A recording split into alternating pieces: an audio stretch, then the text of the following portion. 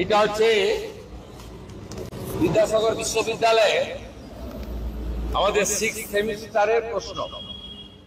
দেখুন দেখুন এবারে প্রশ্নটা দেখুন। 12 নম্বর, মেদিনীপুরে 3 জন জেলা ম্যাজিস্ট্রেটের নাম করো যারা সন্ত্রাসবাদীদের দ্বারা নিহত হয়।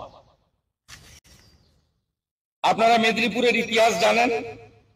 মেদিনীপুরে 3 জন ম্যাজিস্ট্রেট হত্যা হয়েছিলেন।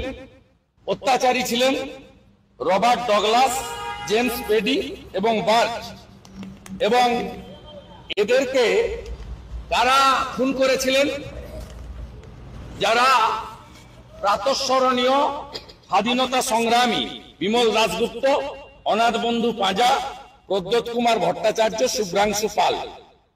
এরা ছিলেন বেঙ্গল ভলেন্টিয়ার্স এর মেম্বার, স্বাধীনতা সংগ্রামী। অত্যাচারী 3 জন ব্রিটিশকে খুন করেছিলেন।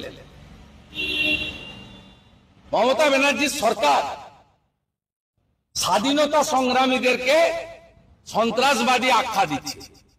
অবিলম্বে কোশ্চেন সেটারকে সাসপেন্ড করতে হবে। ভাইস চ্যান্সেলর বিদ্যাসাগর ইউনিভার্সিটি তাকে শোকজ করতে হবে এবং উচ্চশিক্ষামন্ত্রী ব্রাত্য বসু তো কেউ নয়, উনি এখন ভৃত্য বসু। শিক্ষা সংক্রান্ত প্রাইমারি স্কুল কখন বন্ধ থাকবে আর এসএসসির পরীক্ষা কখন হবে, প্যানেল কিভাবে বেরোবে, সব মুখ্যমন্ত্রী বলেন। তাই মুখ্যমন্ত্রীকে এর দায়ভার নিয়ে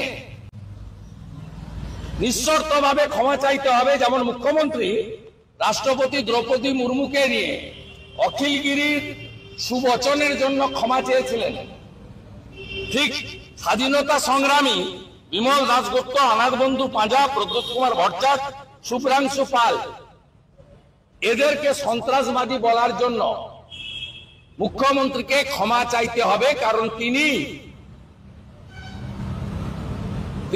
শিক্ষা দপ্তরের সমস্ত প্রাথমিক থেকে ভোকেশনাল থেকে উচ্চশিক্ষা সবটাই তিনি নিয়ন্ত্রণ করেন। ব্রাত্য বসুদেরকে কোথাও দেখা যায় না। আর অবিলম্বে ভাইস চ্যান্সেলরকে শোকজ এবং কোশ্চেন সেটারকে সাসপেন্ড করতে হবে। এবং কোশ্চেন সেটার কে ছিল এই নামটা বাংলা জানতে চায়। তিনি কি টুকরে টুকরে গ্যাংয়ের মেম্বার? তিনি কি মোহাম্মদ আলী জিন্নার অবৈধ সন্তান? এটা বাংলা জানতে চায়।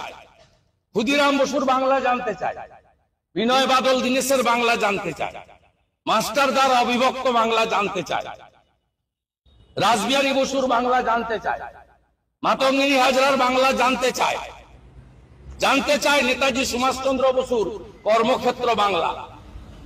আমরা জানতে চাইছি এই কোশ্চেন সেটারটা কে, তার নাম কি, তিনি কি মোহাম্মদ আলী জিন্নার অবৈধ সন্তান? এটা আমাদের জানা দরকার। আমাদের চ্যানেল যদি আপনাদের ভালো লাগে আপনারা সাবস্ক্রাইব করুন, লাইক করুন, যতটা পারবেন শেয়ার করুন এবং আপনাদের মতামতটা আমাদের কমেন্ট বক্সে লিখে জানান, যাতে আমরা উৎসাহিত হয়ে আরও নতুন নতুন প্রতিবেদন আমরা আপনাদের সামনে তুলে ধরতে পারি।